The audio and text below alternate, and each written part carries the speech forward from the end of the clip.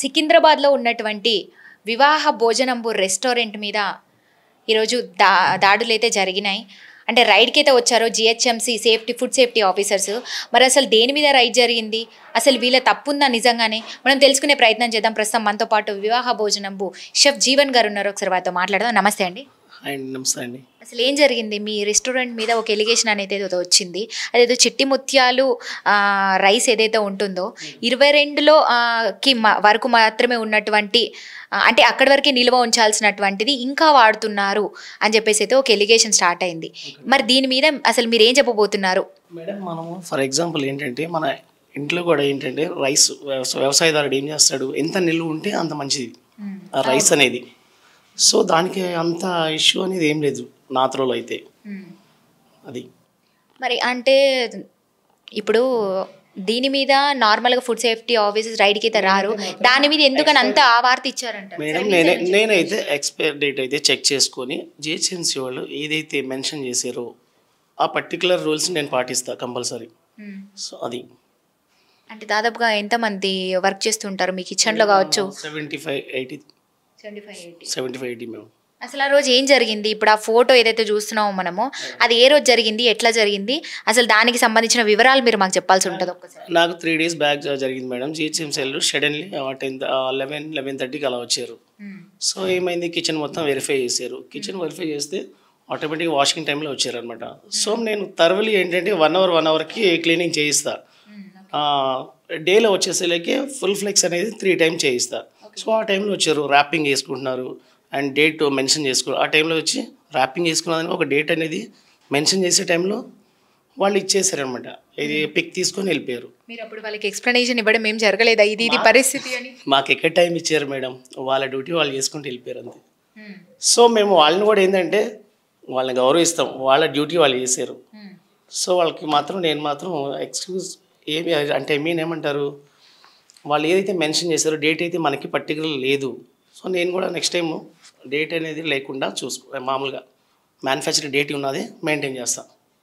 అంటే manufacturing date చూడకుండా తీసుకున్నారా మీరు రైస్ పర్చేస్ చేయడం కావచ్చు? యాక్చువల్లీ ఉంది మేడం దానికి. సో ఆన్లైన్ నుంచి వచ్చింది కదా డైరెక్ట్. వాడు ఏంటంటే ఆన్లైన్ ఒక సాయి ట్రేడర్స్ అని ఆ ప్రోడక్ట్ నుంచి వచ్చింది, మనకి రెగ్యులర్ అనమాట. సో మంచి ప్రోడక్టే ఇస్తారు. సో ఆ రోజు మనకి ఇంత ఇదైందని మనకు తెలియదు.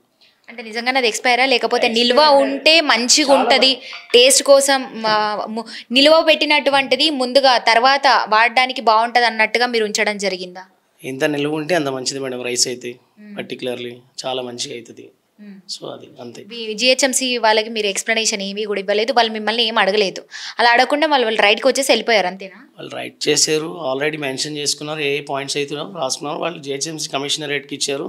కమిషనర్ రేట్కి ఇచ్చిన తర్వాత మీరు వచ్చారు ఇక్కడికి. మరి ఇట్లాంటి ఎలిగేషన్ వస్తే మరి మీ రెస్టారెంట్ రెప్యుటేషన్ అనేది పోతుంది. మరి మీరు ఏం చెప్పదలుచుకున్నారు దాని మీద? దాని గురించి మీరేం చెప్తారు మేడం? మా కాడైతే కలర్స్ యూజ్ చేయం మేడం. మా management first of all accept చేయదు. అండ్ ఇంకొకటి బిల్స్ అనేది పర్టికులర్ ఉంటాయి మా కాడ, ఏదైనా కలర్ యూజ్ చేస్తున్నాం అనేది. సో నాన్ వెజ్ కూడా అనేది పర్టికులర్ అక్కడ స్టాక్ అనేది ఏం పెట్టమన్నమాట. డైలీ 3-4 times ఎప్పటికప్పుడు మనం తెప్పించుకుంటాం. అది మమ్మల్ని ఒకసారి మీరు చూడొచ్చు. మీరు ఏదైతే 2022 లోపు వాడాల్సినటువంటి చిట్టి ముత్యాలు రైస్ను ఇంకా వాడుతున్నట్లు గుర్తించారన్నట్టుగా వచ్చింది. అదేవిధంగా కొబ్బరి తురుమును సింథటిక్ ఫుడ్ కలర్స్తో కలిపి వాడుతున్నట్లు గుర్తించారు. ఈ 2 పదార్థాలని సీజ్ చేశారు అన్నట్టుగా వస్తుంది.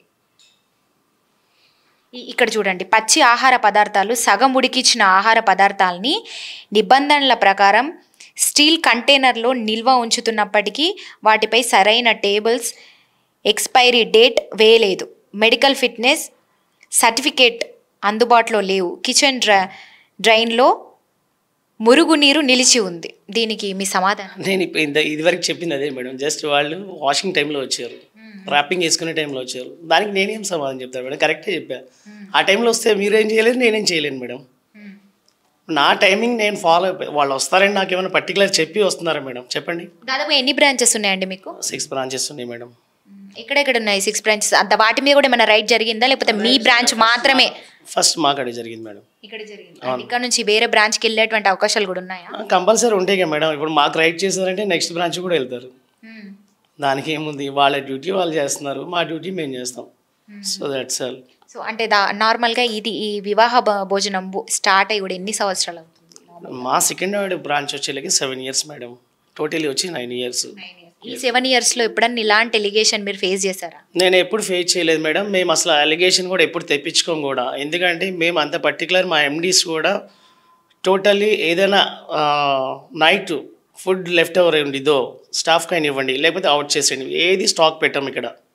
స్టాక్ పెట్టి ఫుడ్ నెక్స్ట్ డే గెస్ట్లకి ఇచ్చే ప్రసక్తే లేదు. నెక్స్ట్ డే వాళ్ళ డ్యూటీ ఉండదు మాకు, అంతే. కొన్ని హోటల్స్లలో మనం ఈ మధ్య కాలంలో రైడ్స్ అనేది బాగా జరుగుతున్నాయి. రెస్టారెంట్లో మనం చూస్తున్నాం, ఒక నెల క్రితం నుంచి కూడా రైడ్స్ అన్నీ జరుగుతున్నాయి. ప్రతి రెస్టారెంట్, పెద్ద పెద్ద రెస్టారెంట్లో జరుగుతున్నాయి, చిన్న హోటల్స్ కాదు నేను చెప్తుంది. ప్రతి రైడ్స్ జరుగుతున్నాయి. ఫుడ్ నిల్వ ఉంచుతున్నటువంటి ఫుడ్ సర్వ్ చేస్తున్నారని ఇట్లాంటివి బాగా ఎలిగేషన్స్ వస్తున్నాయి. మరి దీని మీద మీ స్పందన ఏంటి? అంటే యాజ్ ఎ మీరు షెఫ్గా. మేడం ఈ స్పందన ఏంటి, ఇప్పుడు నా అవుట్లెట్ అయితే నేను చెక్ చేసుకోగలను. నా ఏదైతే వివాహ భోజనం బ్రాంచెస్ ఉన్నాయో పర్టికులర్ క్లియర్లీ చెప్తా. మా ఎండి మాకు ఇచ్చిన రూల్స్ ఏంటి, నైట్ ఏదైనా లెఫ్ట్ ఓవర్ ఫుడ్ ఉంటే అవుట్ చేయడం అంతే. దాన్ని రేపు స్టాక్ పెట్టి కూల్ రూమ్లో స్టాక్ పెట్టి నెక్స్ట్ డే వచ్చి గెస్ట్కి ఇవ్వటం, అలాంటి పర్టికులర్ రూల్స్ ఏమి మాకేముండవు. మా ఒక వివాహ భోజనం వేరే అవుట్లెట్ గురించి నాకెలా తెలుస్తుంది మేడం, చెప్పండి. అంటే రెస్టారెంట్లు ఇట్లాంటి పెద్ద పెద్ద రెస్టారెంట్ మీద అలిగేషన్స్ వస్తున్నాయి. మరి ఇది నిజంగానే ఇట్లాంటి రైట్స్ నిజం అంటారా? లేకపోతే ఇందాక మీరు చెప్పినట్టు ఇందాక మీరు అన్నారు వాషింగ్ టైంలో వచ్చి వాళ్ళు ఇదంతా కూడా ఫోటో తీసుకొని రాసుకొని వెళ్ళిపోయారని చెప్పేసి, అట్లాంటివే జరుగుతున్నాయా? లేకపోతే నిజంగా ఫుడ్ని చెక్ చేసి వాళ్ళు? మేడం దానికి నేనైతే ఒక పాయింట్ చెప్తాను. నా టైమింగ్ నేను చెప్పి అంతే. నేను అదర్ రెస్టారెంట్ గురించి నేను ఎలా చెప్తాను? మీ ఫుడ్ నార్మల్గా ఫుడ్ కూడా ఏదైనా చెకింగ్ చేయడం జరిగిందా? ఫుడ్ చెక్ చేశారు, అన్నీ చెక్ చేశారు. No issue, no issue madam. Only wrapping చేసే టైంలో దానికి డేట్ అనేది లేదు, ఎక్స్పైరీ. సో అప్పుడే వేస్తున్నారు ప్రిపేర్ చేసుకొని. ఇప్పుడు ఈ రోజు ఫ్రెష్గా వచ్చాను నేను, సో నేను ర్యాప్ చేసి దానికి డేట్ మెన్షన్ చేసే టైంలో మీరు వచ్చి పిక్ తీసుకెళ్ళి నేనేం చేయగలను దానికి? ఇంకా అప్పటికి ఏవి పూర్తి అవ్వలేదు. ఆ టైంలో వాళ్ళు వచ్చి పిక్ తీసుకొని వెళ్ళిపోవడం జరిగింది. ఇది ఒక ఎలిగేషన్ ఉండిపోయింది మీరు. సో అదే మేము అడుగుతున్నది కూడా అదే, మీ నుంచి ఒక క్లారిఫికేషన్ వస్తే జనాల్లోకి వెళ్ళి ఇది ఏంటన్నా తెలుస్తుంది. లేకపోతే ఈ ఎలిగేషన్ కంటిన్యూ అయిపోతే బాగోదు, అందుకని చెప్పేసి నేను అడగడం జరిగింది. ఇంకేమైనా చెప్పదలుచుకున్నారా మీరు? Thank you ma'am.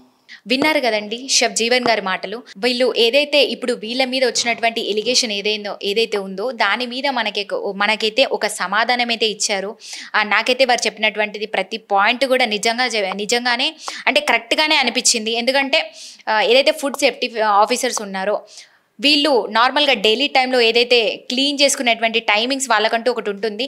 So morning, afternoon, అదేవిధంగా నైట్, ఈ టైంలో వాళ్ళు సడన్గా రావడము, అనుకోకుండా అది క్యాప్చర్ చేసుకొని వెళ్ళడము, ఇది ఏదైతే చిన్న చిన్న మైనర్ మిస్టేక్స్ ఉన్నాయో దీనివల్ల ఇది ఒక పెద్ద ఎలిగేషన్గా మారిపోయిందని చెప్పుకోవచ్చు.